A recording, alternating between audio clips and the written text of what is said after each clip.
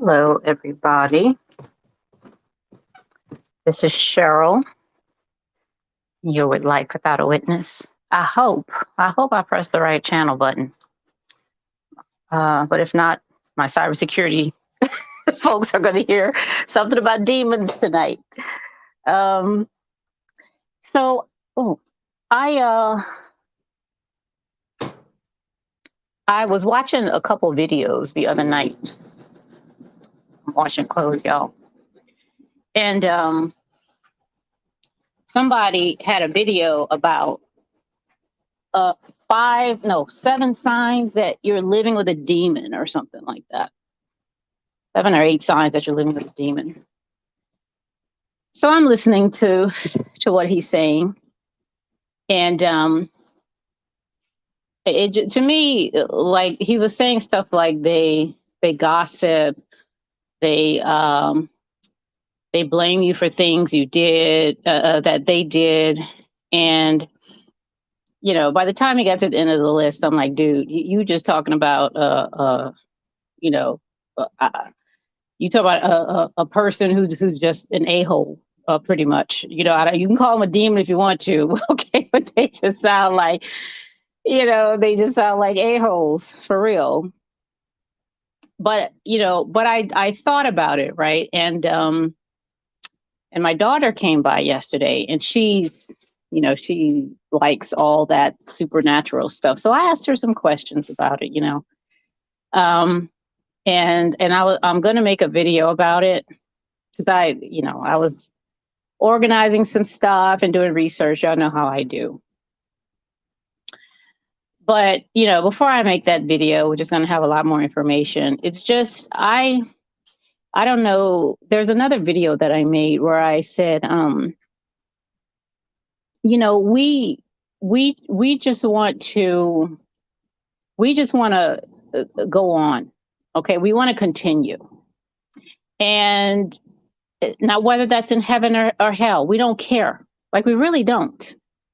Okay, if you believe in that kind of thing, heaven and hell, whether it's as one, whatever, we just want to continue, which suggests, that desire to continue suggests that we know what's going on here, okay, and we know how it's going to end, and we like it just suggests so much, so now, whether I'm a human or a demon, like, it doesn't matter. We just want to continue.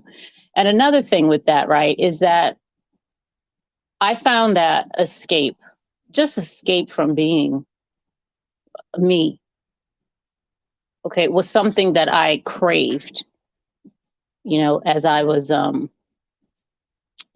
throughout the years. I just didn't want to be whatever this was, whoever I am, just didn't want to do that. And so any way that I could escape, even if it entails, creating a story about a place that's outside of the place that I'm in now, creating a story about being possessed by something, which, then I'm not going to be me. I'm going to be possessed by something else, or just anything, like anything we can think of, And listen, I'm not knocking being possessed by demons. Go ahead, whatever floats your boat. Because the thing is, at least what I see is that there's no hierarchy in imagination. Nothing can be more imaginary than something else. I mean, the stories I tell on this channel, it's impossible for them to be any less imaginary than demon possession or Zeus and his folks. I mean, You know, we do what we do to try to make distinctions. We do what we do to try to build a hierarchy of ideas. You know, a hierarchy of needs. You know, positions, all that. You know, we do that over here in the non-dual community. You know, it's just it seems to be baked in. You know, that's the story we're telling. You know, uh, but again, I mean, my thing is, you know, the thing that I enjoy is the other imaginary idea that I can tell a different story. You know, I can tell a different story, and I can ask different questions too. You know, so when it comes to things like, as that guy was talking on his video, you know, and so he was one of my folks, okay? And we love stories, okay, about anything that will take the responsibility, accountability off of me. Okay, if I can explain away a whole bunch of stuff just by calling you a demon, man, do you know how much easier my life is? Okay. And having that be true and validated by other people. Okay. Man, I mean, it used to work. All right. It used to work when you know, when I was involved in that narrative. But I remember the relief though. Ooh, child, I remember the relief. Blame. You know, blame is like an elixir. You know, it's a whole, you know, medicine, you know, just makes everything feel so much better, doesn't it? Doesn't blame do that?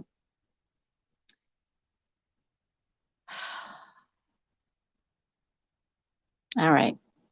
So I'm going to finish putting stuff together. And it's very interesting because I wanted to, the reason why I spelled demon that way is because that's the way it's spelled in IT. So we use a terminal called Linux for those of you in IT out there. And on Windows, demons are called services. So they're just services. Okay. But whoever, you know, was putting Linux together decided to call them demons because they're background processes. All right. And the first process that starts when you turn on a Linux terminal is called the initialization daemon. And every other process that stems from that, it's the parent, you know, or of every single process that stems from that. So I wanted to compare what that demon is, you know, compared to what I see when we say demons, what that actually is. Okay. Versus what we want it to be, you know? So that's what I'm going to come back with for that. All right, y'all. That's all I wanted to talk about right now. So I will talk to y'all later. Bye.